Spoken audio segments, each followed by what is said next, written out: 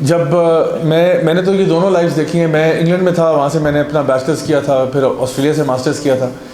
تو وہ جو زندگی ہے نا, اس کے اندر عیاشی اور چسکا ہے, اس میں کوئی شک نہیں ہے, چسکا بہت ہے, لیکن اس کے ساتھ نا ایک بیگیج اٹیچڈ ہوتا ہے. اور وہ بیگیج کیا ہوتا ہے کہ آپ کو دل کے اندر نا آپ کے ایک مفتی صاحب بیٹھے ہوتے ہیں جن کو انگلش میں جو ہے وہ گلٹی کانشنس کہا جاتا ہے, اردو میں جو ہے اس کو ضمیر کہا جاتا ہے, اور عربی زبان میں اس کو نفس اللوامہ کہا جاتا ہے.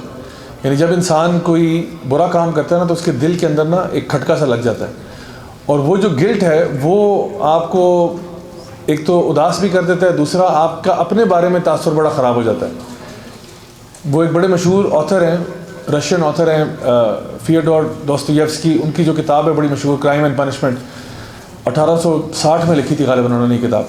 تو کتاب اور ناول ہے اصل میں, اور وہ بڑا ایک لٹریری کلاسکس میں آتا ہے. تو اس کتاب کا جو لب لباب ہے, سمری جو اس کی ہے, وہ یہ ہے کہ crime it self is punishment. یعنی جب بھی آپ کوئی برائی کا کام کرتے ہیں تو وہ بذات خود ایک سزا ہوتی ہے, کیونکہ اگر آپ کو معاشرہ سزا دے یا نہ دے, اس گناہ کے گلٹ کے ساتھ آپ کو زندہ رہنا پڑتا ہے, اور آپ کا دل جو ہے نا, آپ کا ضمیر آپ کی ملامت کرتا ہے. تو میں جب اس لائف میں تھا نا, تو یہ تھا کہ وہ عیاشیاں تو ہیں, لیکن جب رات کو انسان گھر واپس آتا ہے نا, تو اپنے بارے میں نا اپنا امپریشن بڑا خراب ہوتا ہے, اور انسان یہ سوچتا ہے کہ یار یہ میں کیا بن گیا ہوں, یہ میں کیا کر رہا ہوں, یہ میں کس راستے پہ چل رہا ہوں. تو وہ شغل جو ہے نا, یا وہ جو چسکا اور وہ جو عیاشی ہے, اس کے ساتھ نا جو بیگیج آتا ہے وہ آپ کی راتوں کی نیندیں اڑا دیتا ہے. رات کو آپ گولیاں بھی کھاتے ہیں پھر بھی آپ کو نیند نہیں آتی, مشکل سے 1 گھنٹہ نیند آتی ہے. کیونکہ نا آپ کا ضمیر آپ کی ملامت کر رہا ہوتا ہے. لیکن پھر میں جب دین کی طرف آیا تو اب دین میں دیکھا کہ دین میں بھی زبردست طریقے کا شغل آپ لگا سکتے ہیں, اور یہ وہ شغل ہے جس کے ساتھ بیگیج کوئی نہیں ہے. یعنی آپ کو اللہ تعالیٰ نے کھانے پینے کی اشیاء میں اتنی ساری چیزیں حلال ہیں, اور حرام جو ہے وہ بہت تھوڑی ہیں. آپ کسی بھی ریسٹورینٹ میں جاتے ہیں یہاں پہ لاہور میں, آپ کہیں جی کیا ہے تمہارے پاس مینیو میں, وہ پڑھ کے سنائے گا جی چکن کڑھائی, مٹن کڑھائی, نہاری, پائے, یہ وہ پورا مینیو پڑھ کے سنا دے گا, وہ سب حلال ہے.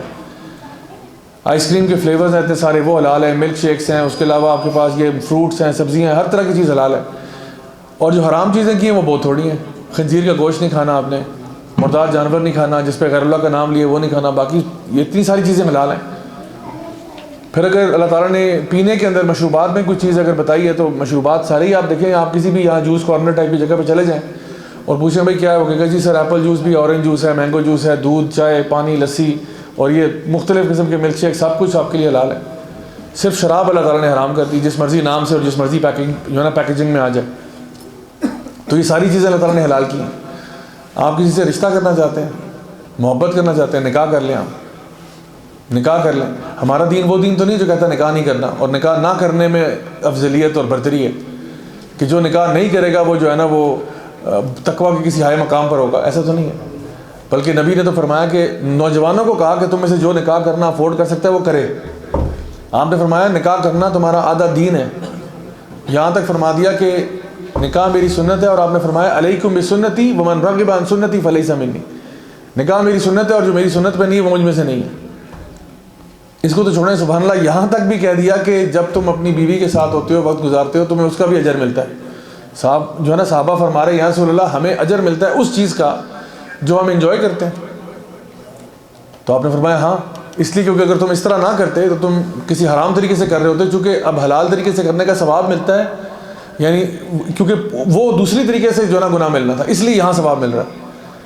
تو اب آپ سوچیں کہ لاہور میں ایک لڑکا ہے, اس کی ابھی بھی شادی ہوئی ہے, وہ اپنی بیگم کو لے کے جو ہے نا کبھی مین بولیوارڈ پہ گھوم رہا ہے, کبھی ایم عالم روڈ پہ جا رہا ہے, کبھی کھانا کھانے جا رہے ہیں, کبھی کچھ کھا رہے ہیں, سیریں کر رہے ہیں, ایک دوسرے کو جو ہے نا وہ اشعار پڑھ پڑھ کے سنا رہے ہیں, پیار اور محبت والے. تھرو آؤٹ جو ہے نا وہ فرشتے لکھ رہے ہیں ثواب ثواب ثواب ثواب ثواب.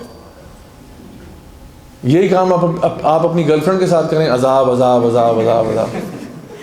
اب چوائس تو آپ کی نا بھائی, آپ کے لیے اللہ تعالیٰ نے آپ کے لیے ذرائع پورے رکھے ہوئے ہیں. تو اس لیے مجھے خود جو ہے نا موٹر بائکنگ کا بہت شوق ہے, جو لوگ فالو کر رہے ہیں سوشل میڈیا کو ان کو پتہ ہی ہوگا.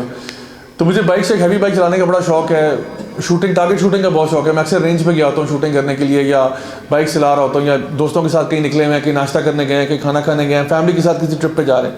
اب یہ ساری چیزیں آپ کے لیے ٹھیک ہیں, کوئی مسئلہ نہیں انشاءاللہ. تو میں نے کیا کہا تھا, اصل شغل لگاتا ہی مولوی ہے. تو ہمارا جو شغل ہے نا وہ سارا کا سارا اس شریعت کی باؤنڈریز کے اندر ہوتا ہے, اور ایسا شغل ہوتا ہے جس کے ساتھ کوئی گلٹ اٹیچ نہیں ہے. جو دوسری طرف بھی شغل ہے ادھر بھی شغل ہے. ادھر جو شغل ہے نا وہ آپ کی راتوں کی نیندیں حرام کر دیتا ہے, وہ آپ کو اپنے آپ سے نفرت کرواتا ہے. تو بھائی وہ کون سا شغل ہے جس کی وجہ سے آپ اپنے آپ سے نفرت کرنے لگے, وہ کیا شغل ہے وہ؟ لیکن یہاں پہ جو شغل ہے نا یہ آپ کو رات کو سکون کی نیند آتی ہے, کیونکہ اللہ تعالیٰ فرماتے ہیں الا بذکر اللہ تطمئن القلوب, یقیناً اللہ کے ذکر میں ہی دلوں کو اطمینان ملتا ہے. اور پھر اللہ تعالیٰ ہی فرماتے ہیں کہ ومن اعرض عن ذکری فإن له معیشۃ ضنکا, جو اللہ کے ذکر سے دور ہوگا اس کی زندگی میں ڈپریشن آ جائے گی, ٹائٹنس آ جائے گی, کنسنٹریٹنس آ جائے گی. اور اللہ سبحانہ تعالیٰ فرماتے ہیں کہ ومن عمل صالحا من ذکر او انثى وهو مؤمن, جو بھی اعمال صالحہ کرے گا, مرد ہو یا عورت ہو, نیک اعمال کرے گا, مولوی بن جائے گا ایمان کی حالت میں, جو بھی نیک اعمال کرے گا. ومن عمل صالحا, جو بھی اچھے کام کرے گا, مرد ہو یا عورت ہو, ایمان کی حالت میں, اللہ تعالیٰ کہتے ہیں ہم اس کو کیا عطا فرمائیں گے؟ حیات طیبہ, ہم اس کو ایک خوبصورت زندگی عطا فرمائیں گے. کدھر؟ آخرت میں. آخرت میں تو ملنی ہے, دنیا میں بھی ملنی ہے. اور آپ کو پتہ ہے کہ اللہ تعالیٰ نے سورہ البقرہ کے اندر نا 5 خصوصیات بیان کی ان لوگوں کی جو کامیاب ہوں گے. اب کامیابی ہم سارے ہی چاہتے ہیں, ہم سب چاہتے ہیں ہم کامیاب ہو جائیں. تو سورہ البقرہ کے اندر اللہ رب العزت نے بیان فرمایا الف لام میم ذالک الکتاب لا ریب فیہ ھدی للمتقین, کہ یہ وہ کتاب ہے جس میں ہدایت ہے ان کے لیے جو تقوی والے ہیں. اب یہ تقوی والے کون لوگ ہیں؟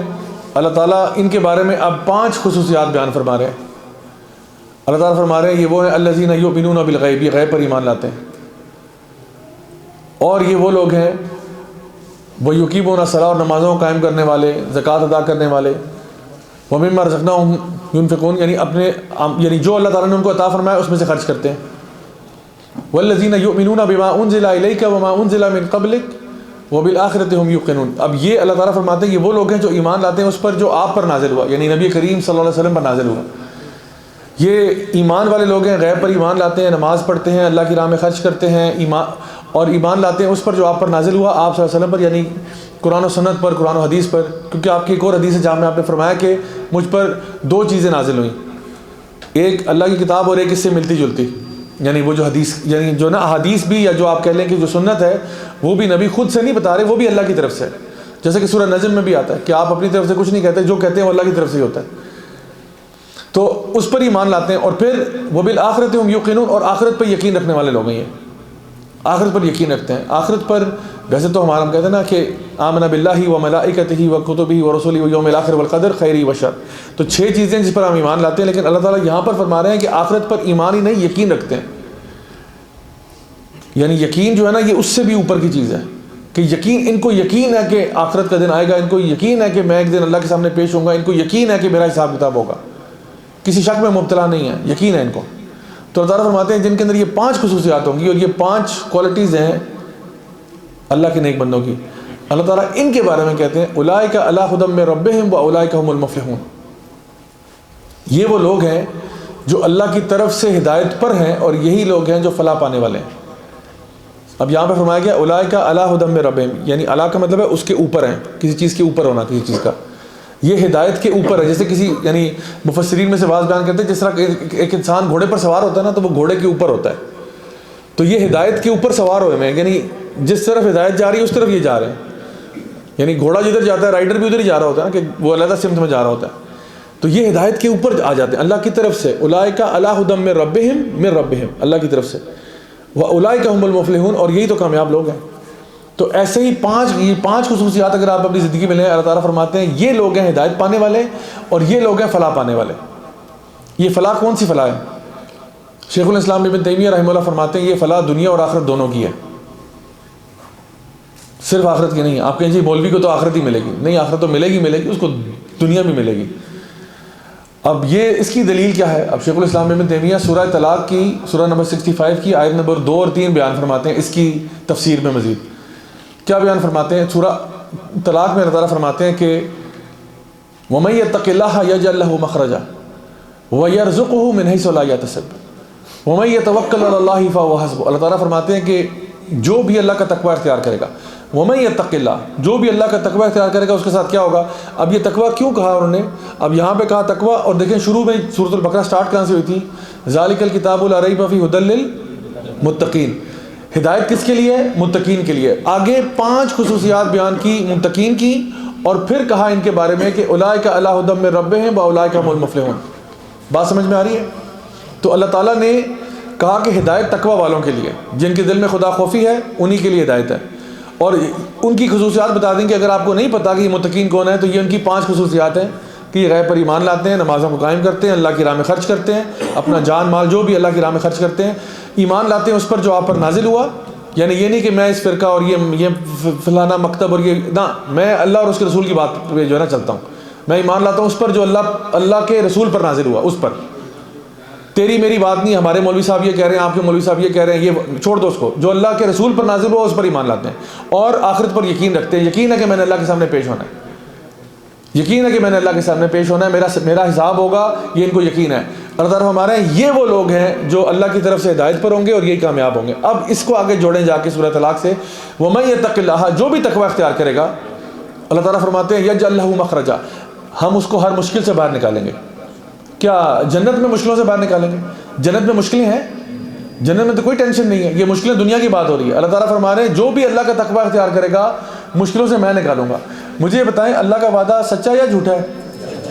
کوئی شک تو نہیں ہے اس میں. اللہ تعالیٰ فرما رہا ہے اللہ کا تقوی اختیار کرو مصیبتوں سے میں نکالوں گا.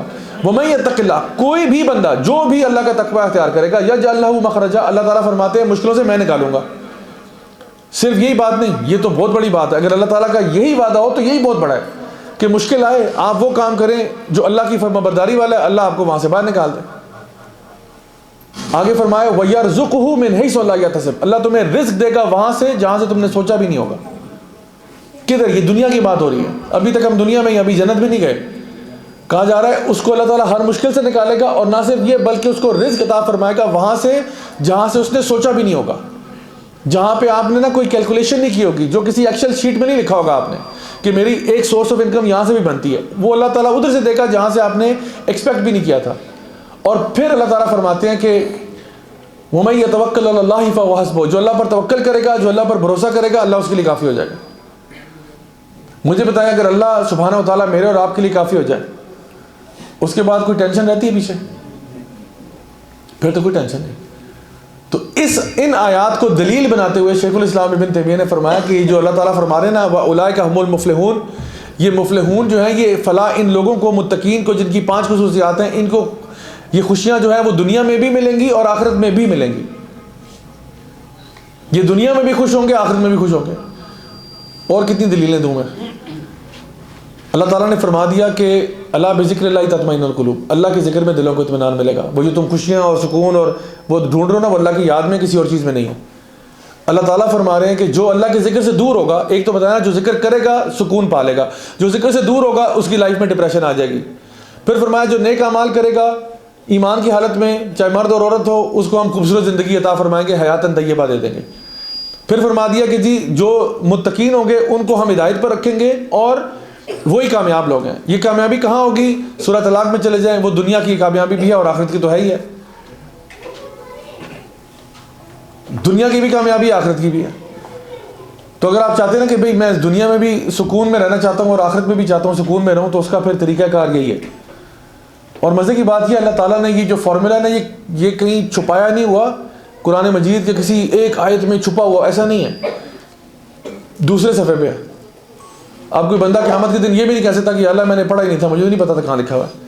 جیسے آپ کبھی اسکول میں ہو نا تو کوئی چیپٹر 1 سے سوال آ جائے اور اس میں بھی بچہ فیل ہو تو ٹیچر کہتی ہے تمہارا دماغ صحیح ہے بیٹا، یا تو چیپٹر 10 کا سوال ہوتا اور آپ کو نہ آتا تو میں کہتی چلو بھائی اتنا آگے جا کے بچہ گیا ہی نہیں ہوگا.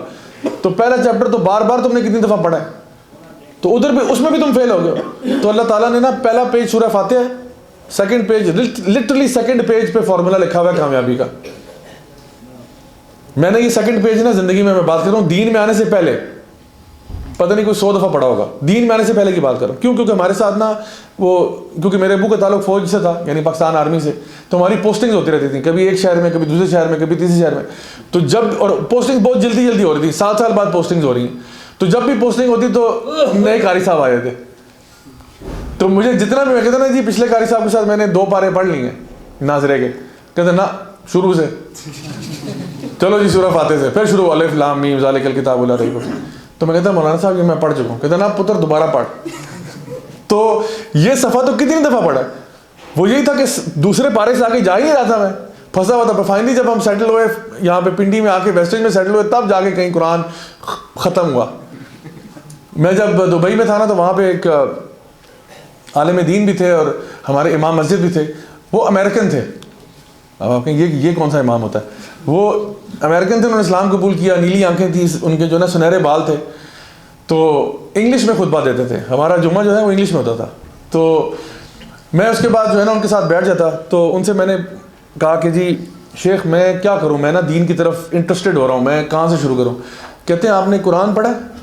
میں نے کہا جی میں نے الحمدللہ ختم کیا ہوا ہے. کہتے ہیں او یو ہیو فنشڈ اٹ؟ میں نے کہا یس آئی ہیو فنشڈ اٹ. تو کہتے ہیں یار ہمیں 20 سال ہو گئے یار دین میں آئے ہوئے، پڑھتے ہوئے، آج تک مجھ سے قرآن ختم نہیں ہوا کہ تم نے قرآن پہ عبور حاصل کر لی. میں نے کہا جی عبور حاصل کر لی. وہ قاری صاحب آتے تھے کہ مجھے قرآن پڑھاتے تھے، تو میں نے قرآن کو عبور کر لیا. کہتے ہیں سبحان اللہ. کہتے ہیں سمجھ میں آیا تھا بیٹا؟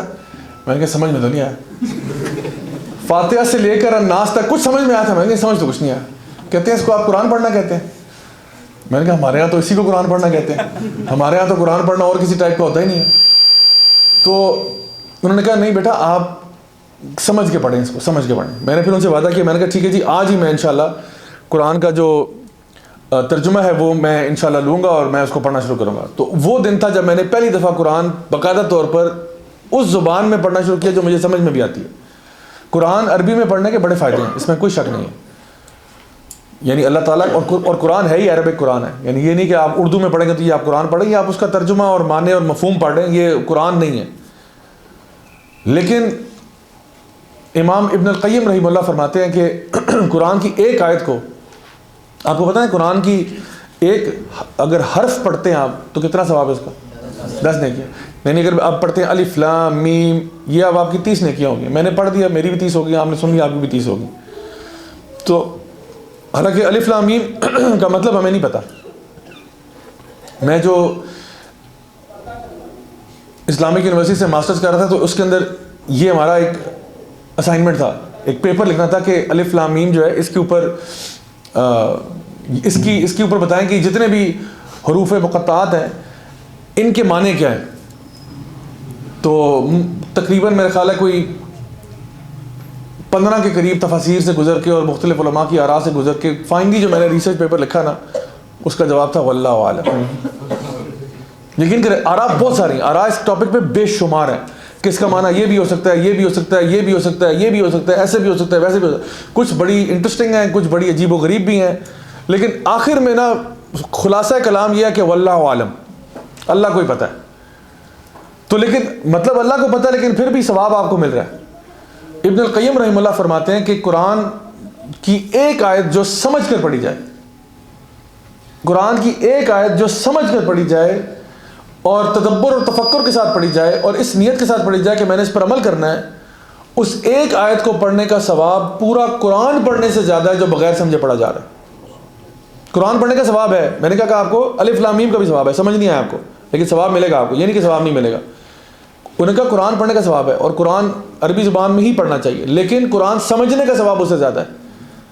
کیونکہ قرآن کی کوئی ایک آیت ایسی نہیں ہے، نہ کوئی ایک ایسی حدیث ہے جہاں پہ اللہ تعالیٰ نے یہ کہا کہ اے ایمان والو قرآن پڑھا کرو ثواب کے لیے. کوئی ہے ایسی آیت؟ کوئی پتہ ہے ایسی حدیث قرآن پڑھا کرو ثواب کے لیے؟ کچھ بھی ایسی چیز نہیں.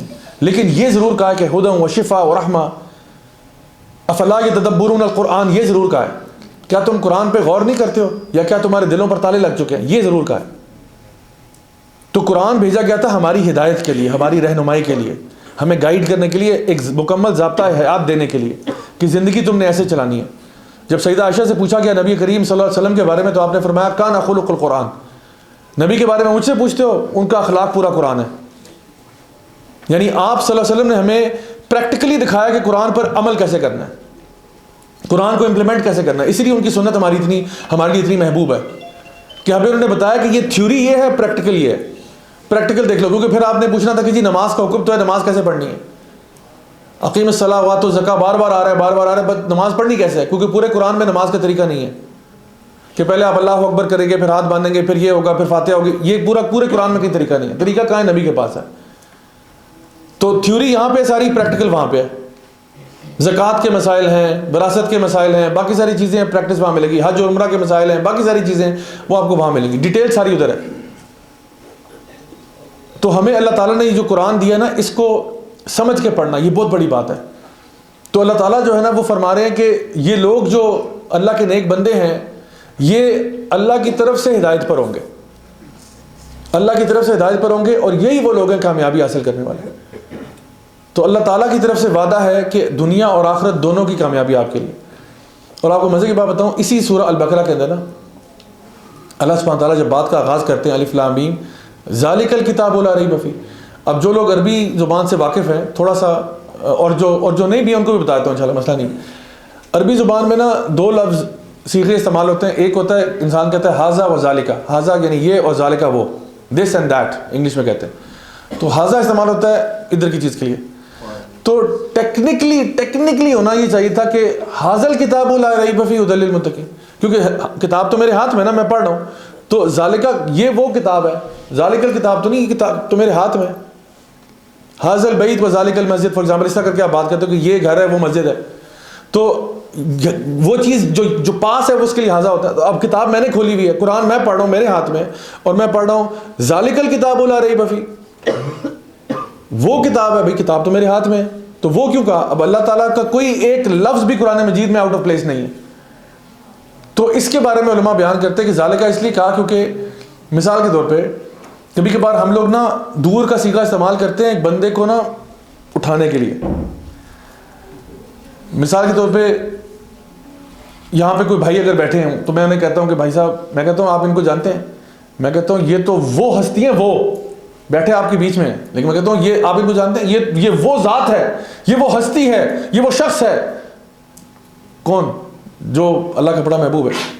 تو میں اس کے بارے میں وہ کہہ رہا ہوں حالانکہ بیٹھا آپ کے ساتھ ہے، تو وہ میں کیوں کہہ رہا ہوں ان کو آپ ان کو جانتے ہیں؟ یہ تو وہ ہیں، یہ تو وہ ہیں، وہ میں دور کر رہا ہوں ان کو اپنے سے، دور اس لیے کر رہا ہوں کہ میں کہہ رہا ہوں یار میں بہت چھوٹا ہوں، یہ بہت اوپر ہے یار، یہ تو وہ ہستی ہے، میں کیا بولوں ان کے بارے میں، یہ تو وہ ہیں۔ سمجھ آ رہی ہے بات آپ کو؟ تو اللہ تعالیٰ کہہ رہے حاضر کتاب نہیں، ذالک الکتاب لا ریب فیہ، یہ اس کو ہلکا کتاب مت سمجھنا، ذالک الکتاب بہت اوپر کی کتاب ہے، بہت اونچی کتاب ہے، یعنی یہ وہ کتاب ہے جو اللہ تعالیٰ کے پاس سے اتر کے آئی ہے، اللہ المحفوظ سے اتر کے آئی ہے، نازل ہوئی ہے، سب سے زبردست ترین فرشتے اس کو لے کر اترے ہیں، جبریل امین لے کر نازل ہوئے ہیں۔ تم نے کیا سمجھا اس کتاب کو؟ ذالک الکتاب لا ریب فیہ، یہ وہ کتاب ہے جس میں کوئی شک نہیں ہے، ھدی للمتقین، متقین کے لیے ہدایت ہے اس میں۔ اور یہ ذالکہ جو ہے نا اس کا مطلب ایک یہ بھی ہے کہ جو اس کتاب کو پکڑے گا عزت میں بھی اوپر جائے گا، شان و شوکت میں بھی اوپر جائے گا، کامیابی میں اوپر جائے گا، اور جو اس کتاب کو چھوڑ دے گا وہ ذلیل ہو جائے گا۔ ہماری قوم کے بارے میں کہا گیا کہ اسی قرآن کے ذریعے اللہ تعالیٰ اس قوم کو اٹھائے گا اور اسی کو چھوڑنے کی وجہ سے ذلیل کر دے گا۔ تو اس کو آپ حاضر کتاب نہ سمجھے، اس کو ذالکہ ہی سمجھیں آپ، ذالک الکتاب لا ریب فیہ۔ اچھا بالکل اسی طرح سے اللہ تعالیٰ نے آگے جا کے نا یہ 5ویں آیت میں جب بتایا کہ اولئک علی ھدی من ربہم واولئک ھم المفلحون، اللہ تعالیٰ اپنے نیک بندوں کے بارے میں نا اولئک بھی دور کا صیغہ ہے۔ ہو سکتا ہے یہ لوگ جو جن کے اندر یہ 5 کوالٹیز ہیں متقین، یہ تمہارے بیچ میں بیٹھے ہیں، لیکن اللہ تعالیٰ فرما رہا ہے اولئک علی ھدی من ربہم، یہ وہ لوگ ہیں، وہ کون کہہ رہے ہیں؟ اللہ کہہ رہے ہیں۔ اللہ کون ہے؟ جو خود الاعلیٰ ہے، وہ کہہ رہے ہیں ان کو جانتے ہو کون لوگ ہیں؟ اولئک، یہ وہ لوگ ہیں جو اللہ کی طرف سے ہدایت پہ ہیں، اور پھر دوبارہ اللہ تعالیٰ نے کہا واولئک ھم المفلحون، اور یہ وہ لوگ ہیں، تاکہ بھول نہ جانا یہ نیچے ہیں، یہ اوپر ہیں۔ قد افلح المؤمنون، مومنین فلاح پا چکے ہیں، ابھی قیامت آئی نہیں، اللہ تعالیٰ فرما رہے پا چکے ہیں، پاسٹ ٹینس، پا چکے ہیں۔ تمہیں کیا پتا یہ لوگ کہاں ہیں؟ تو قرآن کے بارے میں 1 دفعہ کہا تھا، بندوں کے بارے میں 2 دفعہ کہا ہے، یعنی اللہ تعالیٰ کہہ سکتے تھے اولئک علی ھدی من ربہم وھم المفلحون، اور اس میں گرامیٹکلی کوئی مسئلہ نہ ہوتا ہے اس جملے میں، ایک اولئک ایکسٹرا کیوں ڈالا ہے؟ صرف ایمفسس کے لیے، یہ وہ لوگ ہیں وہ جو اللہ کی طرف سے ہدایت پہ، یہ وہ لوگ ہیں جو کامیاب ہیں۔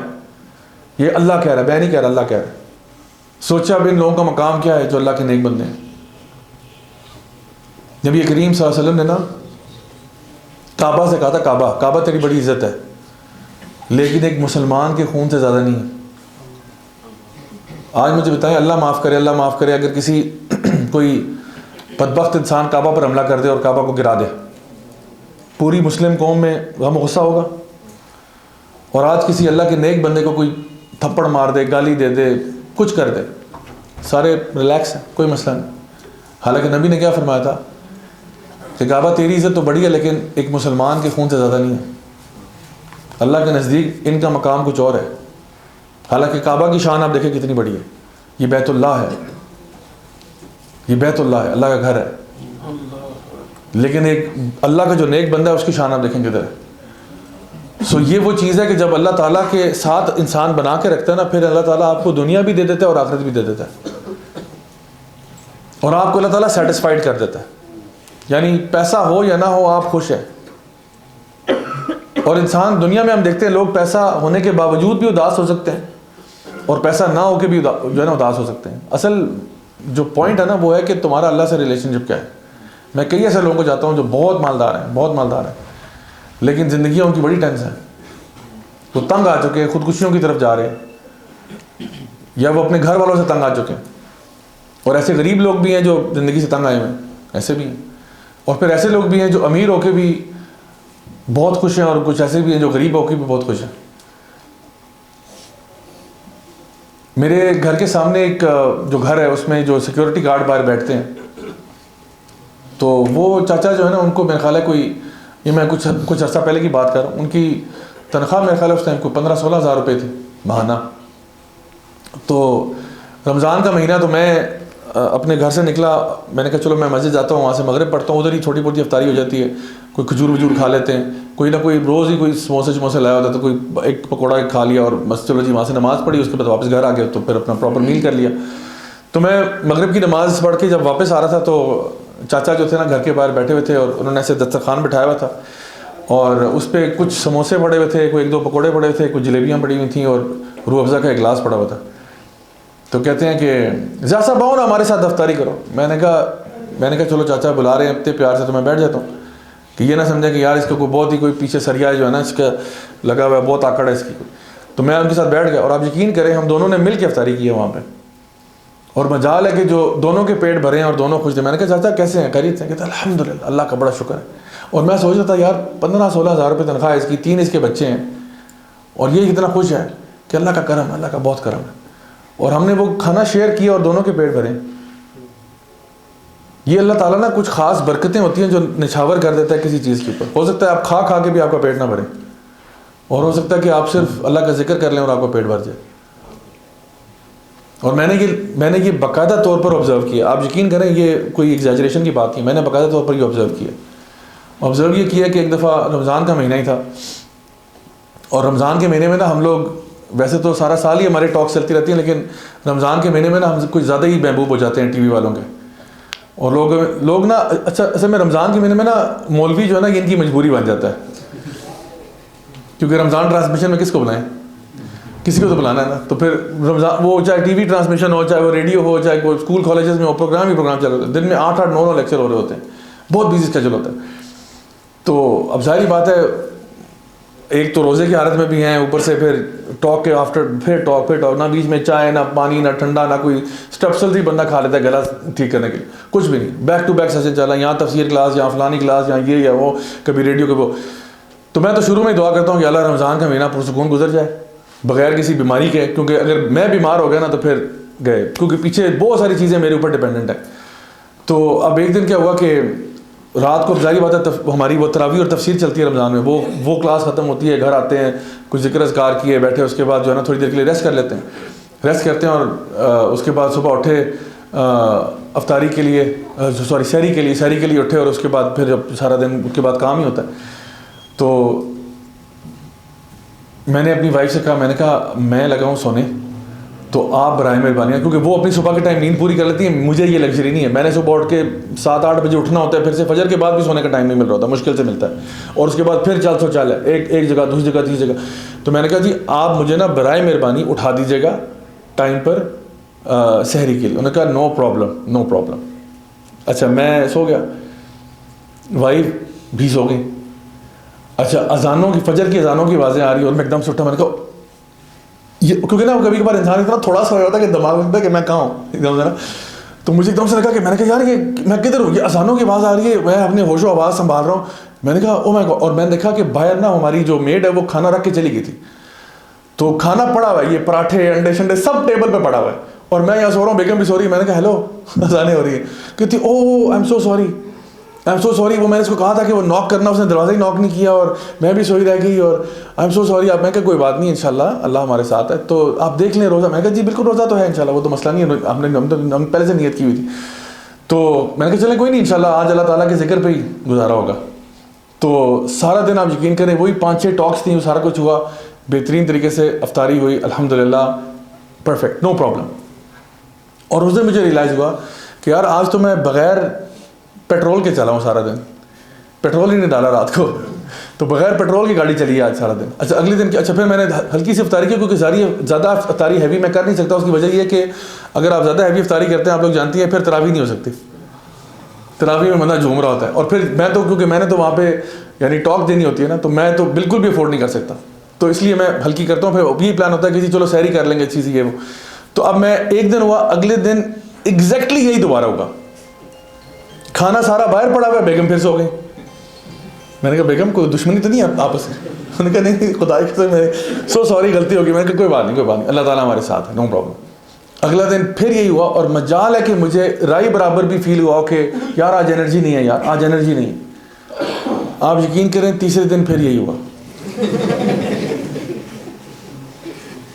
میں نے تب بیگم سے کہا, میں نے کہا کچھ سچ بتا دو مسئلہ کیا ہے. میں نے کہا سچ بتا دو, کوئی پرابلم تو نہیں. کہتے نہیں اب نہیں ہوگا, اب نہیں ہوگا, 6 الارم لگانے وہ. میں نے کہا نہیں میں اب سوتا ہی نہیں, چھوڑو پڑے, میں نے سونا ہی نہیں.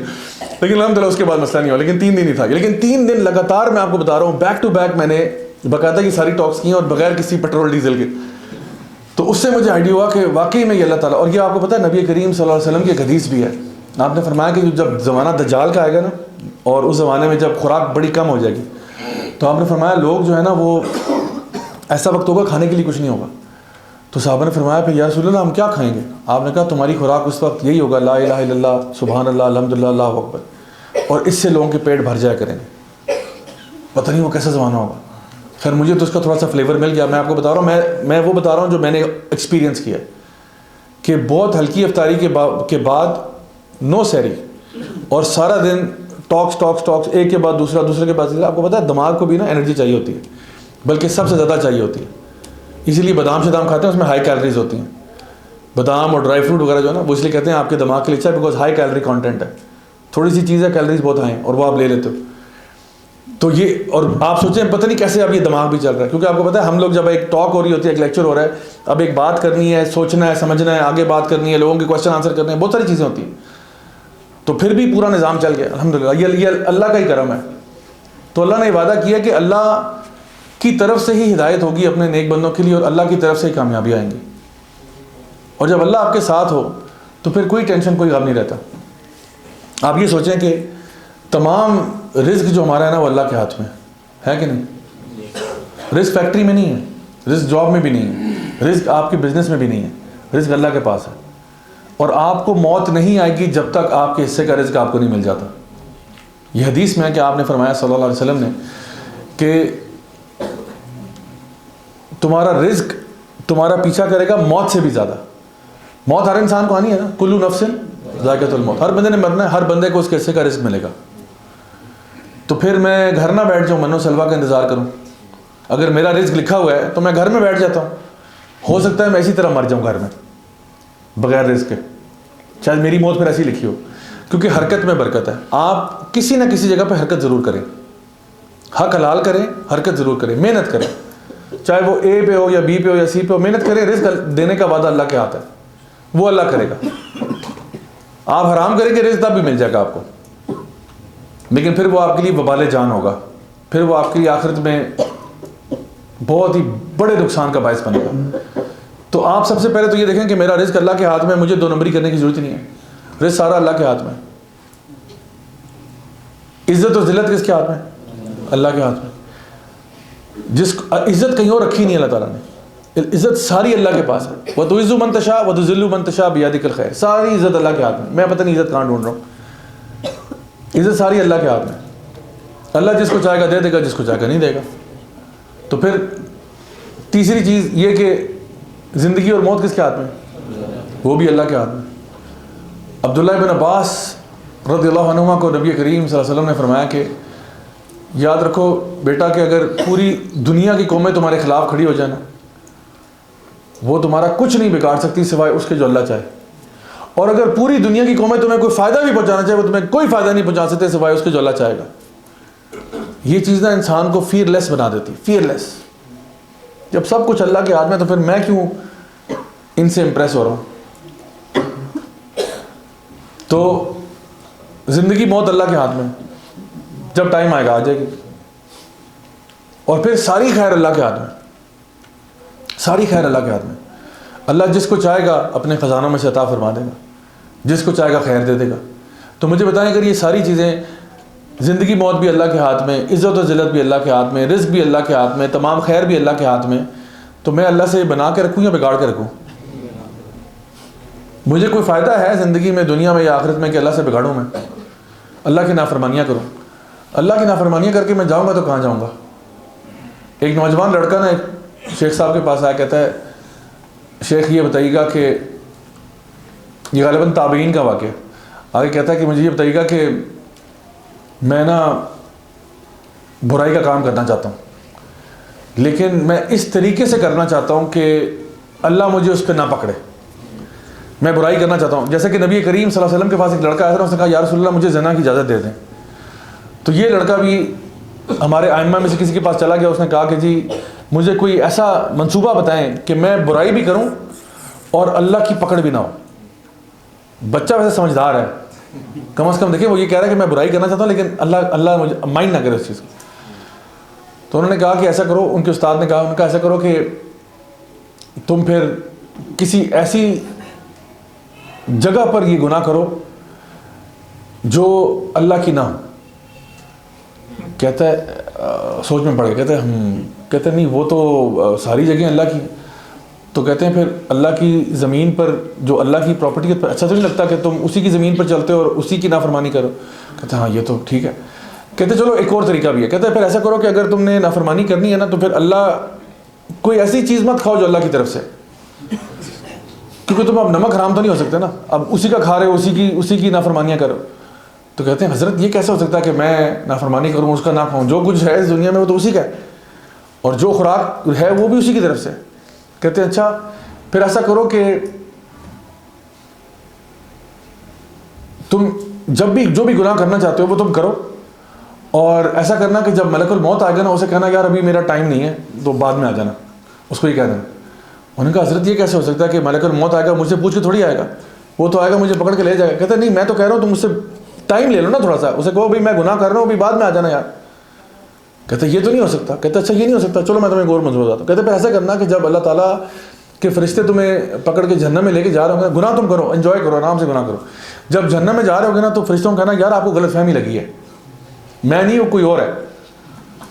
تو وہ کہتا ہے حضرت کیسے ہو سکتا ہے یہ، جب فرشتے تو غلطی نہیں کرتے، وہ تو کرامن کاتبین نے سارا ریکارڈ میرا رکھا ہوگا. فَمَن يَعْمَلْ مِثْقَالَ ذَرَّةٍ خَيْرٍ يَرَهُ وَمَن يَعْمَلْ مِثْقَالَ ذَرَّةٍ شَرٍّ يَرَهُ. ذرا برابر جو میں نے خیر کیا ہوگا شر کیا ہوگا سب کچھ سامنے آ جائے گا. تو میں کیسے ان کو دھوکہ کیسے دوں گا؟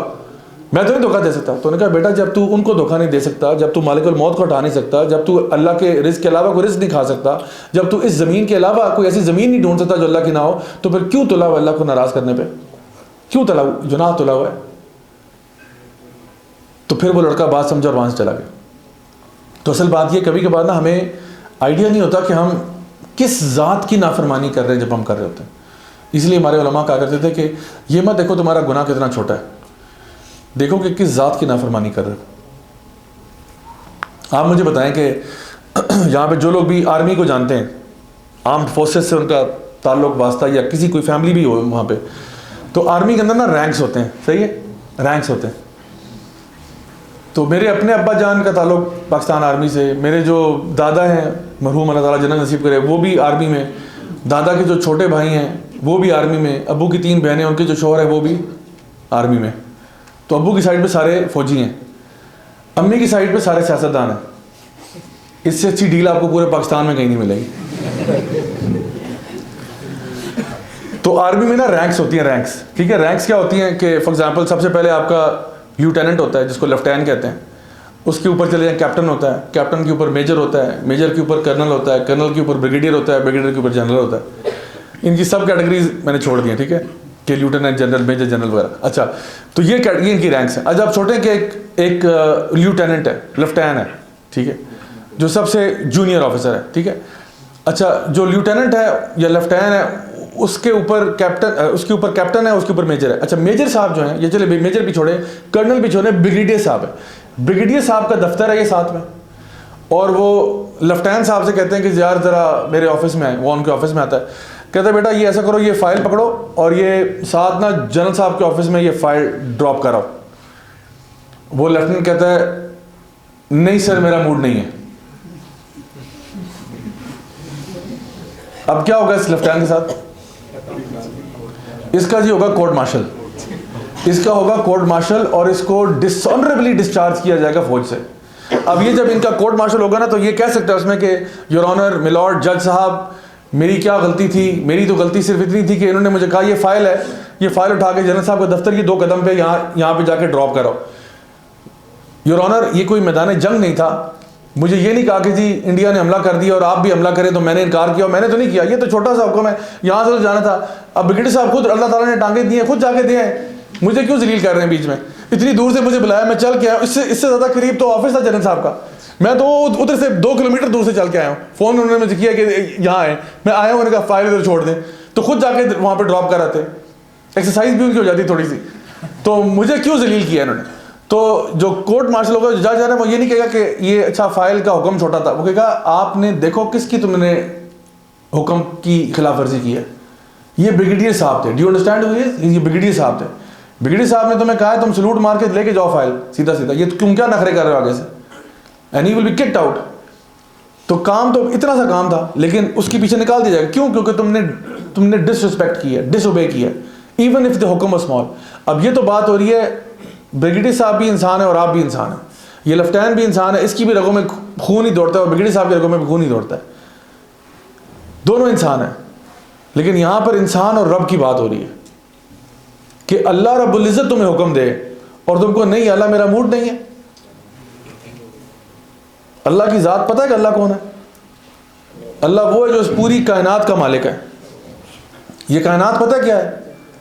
یہ کائنات جو ہے نا, اس کے بارے میں حدیث میں آتا ہے کہ یہ کائنات کا مقابلہ اللہ کی کرسی سے کیا ہے اور کرسی کا مقابلہ اللہ کے عرش سے کیا ہے. یہ پوری کائنات جو ہے نا, جو اس میں یعنی کہ سائز کا آپ نے اندازہ لگانا ہو تو اس میں تو یعنی ہم جب اوپر آسمان پہ دیکھتے ہیں تو ہمیں تقریباً 250 بلین سٹارز نظر آتے ہیں. 250 بلین, یہ اب صرف ہماری گیلیکسی میں, ملکی وے میں. اور اس ملکی وے سے بڑی گیلیکسی ہمارے ساتھ والی ہے اینڈرومیڈا, اس میں تقریباً 300 بلین سٹارز ہیں. اور ہر سٹار جو ہے وہ یعنی سورج سے بڑا ہے تقریباً, یعنی سورج چھوٹے ستاروں میں آتا ہے, اس کو یلو ڈوارف کہتے ہیں. یلو اس کا رنگ یلو ہے, ڈوارف کیونکہ بونا سا ستارہ ہے.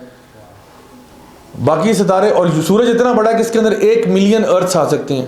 اگر سورج فٹ بال ہے نا, تو ارتھ ایک چھوٹا سا موتی ہے جو اس میں 1 ملین آ سکتے ہیں اس کے اندر, اور ہمیں لگتا ہے زمین بہت بڑی ہے, تو سورج اتنا بڑا ہے. تو سورج سے بڑے ستارے تو بے شمار ہیں, اور ایسے جو ہے نا ستارے بھی ہیں جن میں 1 ملین سورج آ سکتے ہیں.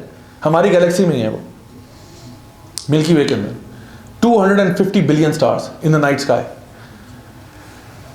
اور اتنی اور یہ سارے ایک گیلیکسی میں, ملکی وے میں. اس کے ساتھ والی گیلیکسی اینڈرومیڈا میں 300 بلین سٹارز ہیں, اور اس جیسی گیلیکسیز تقریباً 300 ملین گیلیکسیاں اور ہیں ان دی آبزرویبل یونیورس. آبزرویبل کے علاوہ کیا ہے وہ مجھے نہیں پتا, واللہ عالم. جو آبزرویبل یونیورس ہے اس میں تقریباً 300 ملین گیلیکسیز ہیں اس طرح کی, ایک کے اندر 300 بلین سٹارز ہیں. اور یہ جو پوری کائنات ہے جو ہمیں ابھی تک نظر آ رہی ہے, آگے پتہ نہیں کیا اللہ جانتا ہے, یہ کائنات جو ہے اس کا تعلق اللہ کی کرسی سے یہ ہے کہ جیسے ایک صحرا میں انگوٹھی پھینک دیو. اللہ کی کرسی جو ایک صحرا ہے اور یہ پوری کائنات ایک انگوٹھی ہے. یہ انگوٹھی میں نے پہنی ہوئی ہے نا, بس یہ انگوٹھی آپ نے صحرا میں پھینک دی نا ایسے کر کے, تو بس یہ ہے. اور کرسی یعنی کرسی کا تعلق عرش سے کیا ہے کہ جیسے صحرا میں انگوٹھی ہے. کائنات کا تعلق کرسی سے اور کرسی کا تعلق عرش سے کیا ہے؟ الرحمن علی العرش استوى. اور الرحمن کا کیا تعلق ہے ان چیزوں کے ساتھ وہ تو اللہ ہی جانتا ہے. اب سوچیں اللہ کون ہے؟ پوری کائنات کو چلانے والا اللہ ہے, اور اس کے آگے جو کچھ بھی ہے سب اللہ چلا رہا ہے. اور وہ حکم دے اور میں کہوں نہیں, میں نے نہیں کرنا, تو یہ نہ دیکھو حکم کتنا چھوٹا ہے، دیکھو کس ذات کی نافرمانی ہوئی ہے، اور وہ ذات ایسی ذات ہے کہ اتنا رحمان و رحیم ہے کہ انسان جتنے مرضی گناہ بھی کر دینا اور پھر اللہ سے معافی مانگ لے، توبہ کر لے، تو اللہ تعالیٰ فرماتا ہے قل یا عبادی الذین اسرفوا علی انفسہم لا تقنطوا من رحمت اللہ ان اللہ یغفر الذنوب جميعا، اے میرے بندو جنہوں نے اپنی ذات کے ساتھ ظلم کیا ہے گناہ کر کے، اللہ کی رحمت سے مایوس نہیں ہونا، اللہ تعالیٰ تو تمام گناہوں کو معاف کرنے والا ہے۔ بلکہ اللہ تعالیٰ فرماتے ہیں ان اللہ یحب التوابین ویحب المتطہرین، یقیناً اللہ محبت کرتا ہے ان گناہ گاروں سے جو توبہ کر لیتے ہیں۔ اور نبی کریم صلی اللہ علیہ وسلم نے ارشاد فرمایا کہ گناہ کر کے توبہ کرنے والا ایسا ہی ہے جیسے اس نے گناہ کیا ہی نہیں ہے۔ اور نبی نے فرمایا کہ کل بنی آدم خطاؤن، ہر ابن آدم خطا کار ہے، لیکن ان میں سے بہترین وہ ہیں جو توبہ کر لیتے ہیں۔